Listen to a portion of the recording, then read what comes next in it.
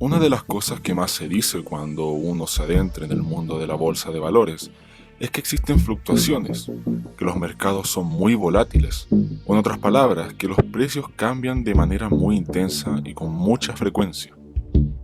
La cotización de una empresa puede cambiar muy rápidamente y por tanto una persona podría ganar una cuantiosa suma dentro de poco tiempo, como así perderla dentro de poco tiempo, dependiendo del riesgo que tome el inversor. El mejor ejemplo reciente de esto es el caso GameStop. Esto se debe a que el mercado bursátil muchas veces se muestra muy sensible a los acontecimientos que van ocurriendo en el mes, la semana o incluso en el día, haciendo que muchos inversores mediante diversas técnicas o estrategias de inversión intenten adelantarse al movimiento de los mercados para obtener márgenes de ganancia. Esto se ve sobre todo en las personas que se dedican al llamado day trading, pudiendo comprar y vender más de una acción en el mismo día e intentar seguir la regla clásica de el comprar barato y vender caro. Por este motivo es que mucha gente que está dentro del mundo de las inversiones se encuentra constantemente viendo noticias financieras, índices financieros, calculando ratios, viendo cuál será la próxima regulación o desregulación del mercado, haciendo análisis técnico o análisis fundamental, viendo documentos contables de las empresas, entre muchas otras cosas. Esto es un auténtico bombardeo de información que muchos inversores intentan absorber para tener una oportunidad de generar dinero. Keynes, por ejemplo, llegó a señalar que los mercados muchas veces pueden estar dominados por las emociones de las personas. Para esto utilizó el término animal spirits, los cuales eran para él, en cierta medida, la fuente de las fluctuaciones económicas y de los llamados ciclos económicos. Es decir, estas etapas que algunos llaman de optimismo y de pesimismo de masas. Sobre esta noción de los animal spirits hay diversas críticas. Una de ellas, característica del sector liberal y libertario, es que la causante final y fundamental de los declives económicos y de los ciclos no son los animal spirits que señalaba Keynes, sino que más bien son consecuencia de un colapso en la oferta del crédito. A causa de toda esta volatilidad en los mercados y la forma en que ésta afectaba a los traders en sus estrategias, se comenzó a crear lo que se conoce hoy en día como la psicología del trading, es decir, el estudio de los aspectos mentales para controlar las emociones y mantener la, entre comillas, racionalidad en los momentos en que el mercado presente una alta volatilidad. Se consolidó también el concepto de ruido de mercado, el cual se entiende como aquellos movimientos calificados de aleatorios, pero que no afectan a la tendencia real del activo.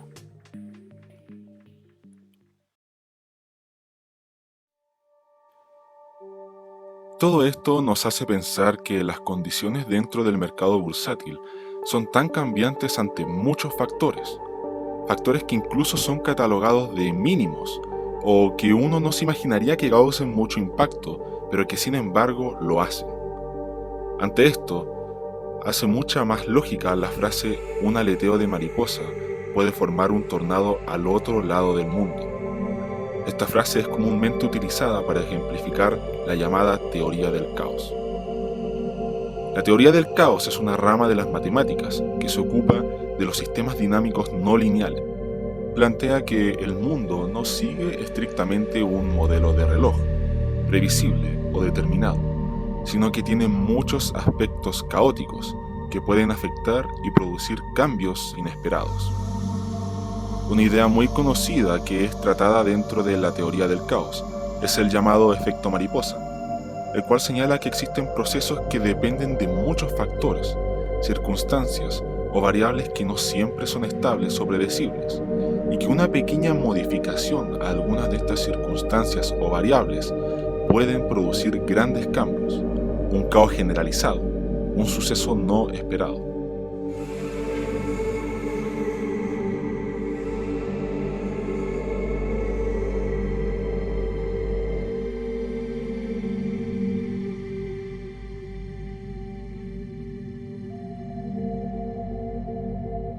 De esta forma, es como muchas personas conciben el mercado bursátil, señalando que una pequeña mala noticia o una legislación recién aprobada puede desencadenar una reacción negativa y hacer que se disipe el miedo, sea real o falso, a través del mercado, haciendo que esto influya en las estrategias de inversión y el sentimiento de los inversores. Se ha dicho que debido a que el mercado bursátil es altamente caótico, no existe análisis técnico o análisis fundamental lo suficientemente exacto para predecir de una buena forma las fluctuaciones de mercado, y que por tanto no hay que confiar en los clásicos gurús bursátiles que de vez en cuando salen con sus eslogans del tipo "hazte millonario en 3 meses", pero que al final de cuentas estafan a la gente. El asunto de la imprevisibilidad, de los bruscos cambios y de la sensibilidad que muchas veces tiene no solo el sector bursátil, sino que la economía en su totalidad, hace que se intente aplicar la teoría del caos al área económica, tal como lo hizo, por ejemplo, Bill Williams. Bill Williams, sin embargo, señaló que el, entre comillas, caos en el mercado no debe ser entendido como aleatoriedad, sino que el caos debe ser entendido como una forma superior de orden.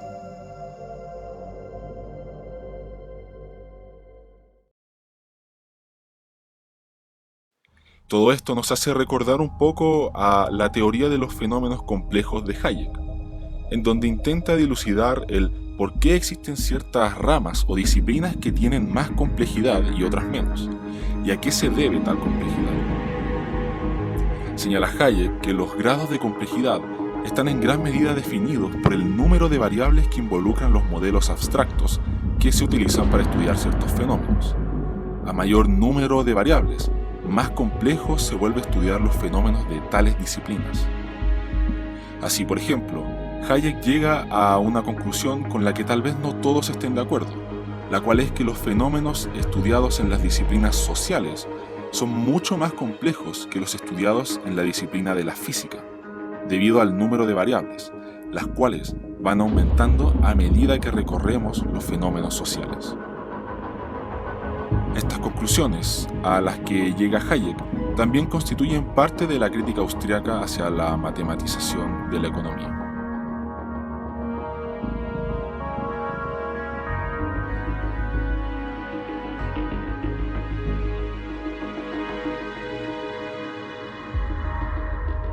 Pero, ¿cómo se relaciona todo esto con la teoría del caos? Bueno, dentro de la teoría del caos también se nos habla de variables, cantidad de variables que pueden afectar a un cierto fenómeno. Y es de deducirse que mientras más variables sean capaces de influir en un determinado fenómeno, entonces existe una mayor probabilidad de darse un, entre comillas, comportamiento caótico en el mismo, entendiendo el comportamiento caótico como un comportamiento inesperado y fuera de los parámetros o previsiones. Por tanto, mientras un fenómeno tenga más variables, quiere decir que es más complejo y que se vuelve más difícil de estudiar, pudiendo a veces hacerse, entre comillas, impredecible el comportamiento de ese determinado fenómeno.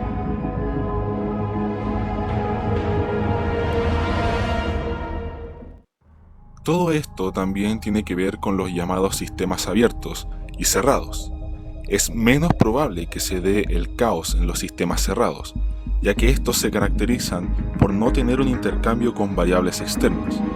Por otro lado, en los sistemas abiertos se pueden presentar muchas relaciones de intercambio con diversas variables, por lo que los hace más propensos al comportamiento caótico.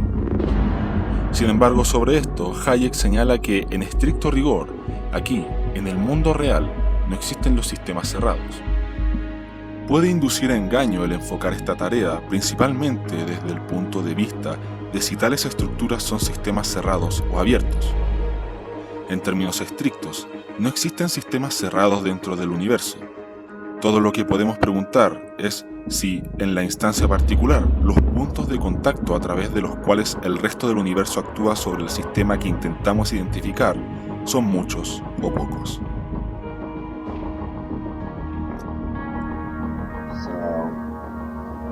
Oh wow.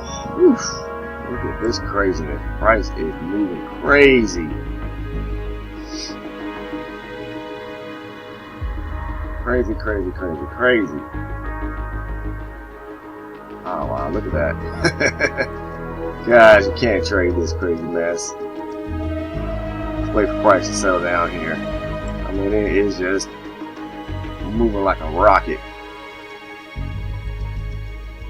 Okay. Pero ojo, hay que recordar unas palabras de Hayek sobre el caos, o mejor dicho, el aparente caos. Y esto es lo relativo a los órdenes espontáneos, los cuales pueden ser entendidos como autoorganizaciones sociales, que surgen de la interacción de los diversos individuos. A estas interacciones se las ve como caóticas, cuando en realidad no lo son.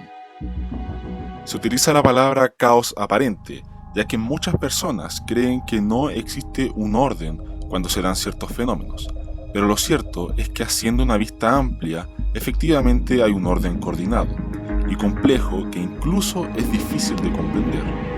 Pero el que sea difícil de comprender o incluso de controlar no significa que ese orden no esté allí. Estos órdenes están caracterizados por la influencia de muchas variables y por la capacidad de poder retroalimentarse para generar una coordinación generalizada entre las personas que participan en esos órdenes. Uno de los ejemplos que pone Hayek es el mercado, el cual, a pesar de estar intervenido hoy en día, sigue cumpliendo su función de satisfacción de necesidades, colaboración o cooperación no intencionada, corrección de errores y transferencia de información. Es recurrente ver a partidarios de izquierda y políticos en general señalar que los mercados son caóticos en el sentido negativo de la palabra, y que cuando no están regulados, en ellos solo se manifiesta el desorden, ya que como se dijo antes, se tiene un nivel de incertidumbre en estos que es bastante grande. Es verdad que la cantidad de variables en los mercados es gigantesca, y que diminutos cambios iniciales pueden causar grandes cambios a futuro. Pero esto no significa que los mercados sean literalmente aleatorios y que nadie los pueda entender, o que simplemente se manifieste en ellos el desorden. En este sentido, el caos en los mercados en realidad significa un tipo distinto de ordenación, una ordenación compleja y distinta de la concepción de orden a la que muchos están acostumbrados. Es una ordenación difícil de entender, una ordenación que es variable, una ordenación que interactúa con muchos factores, y el que esta ordenación tenga características complejas no significa que sea igual al desorden. Es decir, el mercado es un fenómeno complejo, un orden extenso y denso, el cual rompe con la concepción clásica de orden centralizado.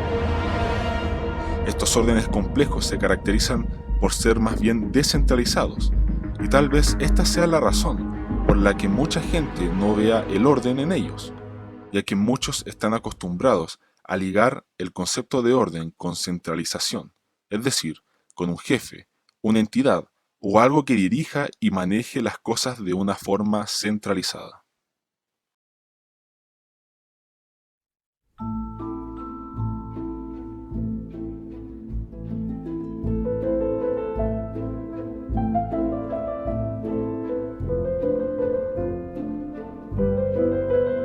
Rothbard no quedó exento a exponer su visión de la teoría del caos. Sobre esto, Rothbard tampoco tiene una concepción de total aleatoriedad e incertidumbre. Él señala que esto no es en realidad un caos, ya que el efecto mariposa tiene sus propios patrones causales, aunque muy complejos.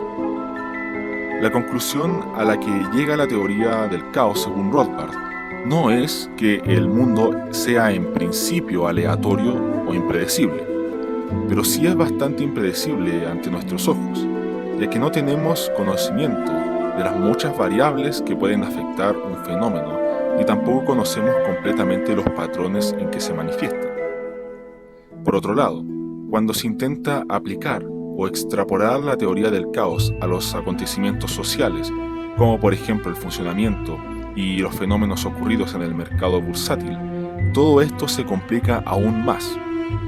Rothbard señala que, de hecho, cuando se aplica esta teoría a los mercados financieros, se desafía uno de los paradigmas neoclásicos más famosos dentro de los estudios de economía, y que los austríacos llevan denunciando desde hace bastante tiempo. Este paradigma neoclásico que es enfrentado por la teoría del caos es el de las expectativas racionales. Es decir, el creer que las personas tienen conocimiento prácticamente perfecto, que los individuos estiman el valor que las variables económicas tendrán en el futuro utilizando de manera eficiente la información y la experiencia que tienen disponible, y que incluso pueden ser capaces de anticipar las medidas que tomará el gobierno para enfrentar una perturbación en la economía. Hay una versión doblemente viciosa, heredera de los monetaristas, que es la desarrollada por la teoría de la escuela de las llamadas expectativas racionales. Los teóricos de las expectativas racionales, que se agrupan en el último cuarto del siglo pasado, en torno a la llamada nueva macroeconomía clásica, desarrollan un análisis según el cual los agentes económicos son como si dijéramos unos superhombres y supermujeres que son capaces de hacer predicciones correctas y exactas de todo lo que va a suceder en base a la información que ven en el mercado. Con lo cual, según estos teóricos, no importa la que hagan los gobiernos o que se inyecte inflación o expansión crediticia, etcétera, los agentes económicos prevén de manera exacta todo lo que va a pasar y, por tanto, todas las políticas económicas expansivas, de expansión crediticia, etcétera, son incapaces de afectar a la producción real o al empleo. Y que decir tiene que los teóricos de las expectativas racionales casi son, digamos, la quinta esencia del error a la hora de entender lo que pasa en economía. Para ellos el mercado es redundante, es innecesario, porque los agentes económicos son casi omniscientes y son capaces de predecir exactamente lo que va a suceder.